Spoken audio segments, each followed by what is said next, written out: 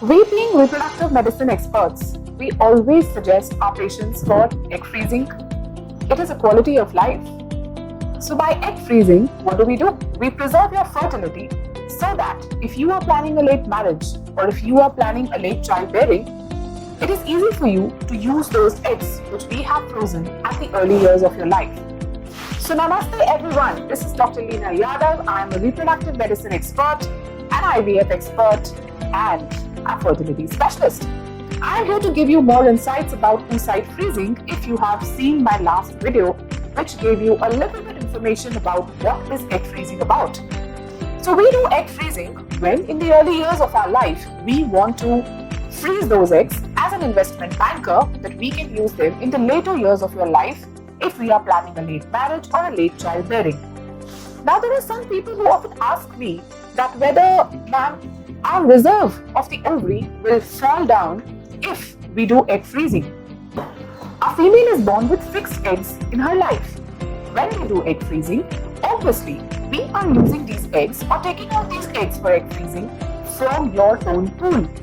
So obviously the reserve will fall down when we do egg freezing, but not that much.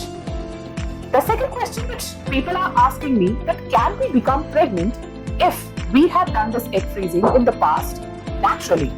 Obviously, you can become pregnant naturally even if you have frozen your eggs in the past. The egg freezing which we have done for you is not that is going to stop you from becoming pregnant naturally. It is a hole which you have frozen for yourself if at all you are not able to become pregnant on your own. And when such a situation arises, you can use these eggs, you can fertilize them with your husband's sperm and form an embryo and put it inside you, which will give you a pregnancy.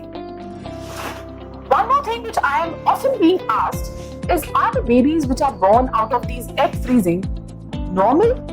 Obviously, egg freezing is a part of ART treatment. ART treatment is a treatment which is obviously a treatment which focuses on forming multiple eggs or forming multiple embryos, but that does not mean that it is giving you an abnormal child.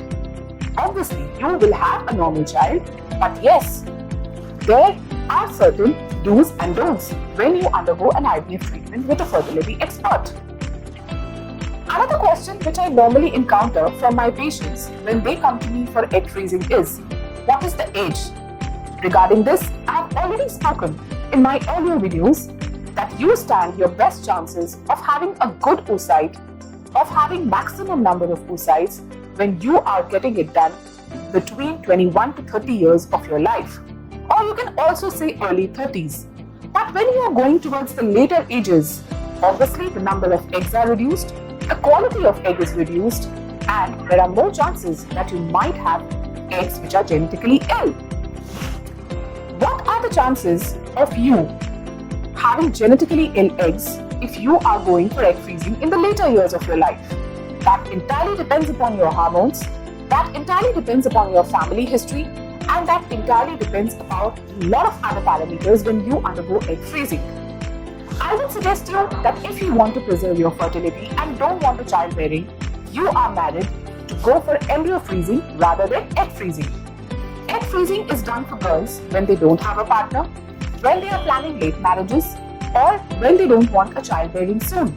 But if you are married and if you have a partner and you don't want a child very soon, then you can obviously get these eggs fertilized with your husband's sperm, freeze your embryos, and that is what we also call as embryo freezing.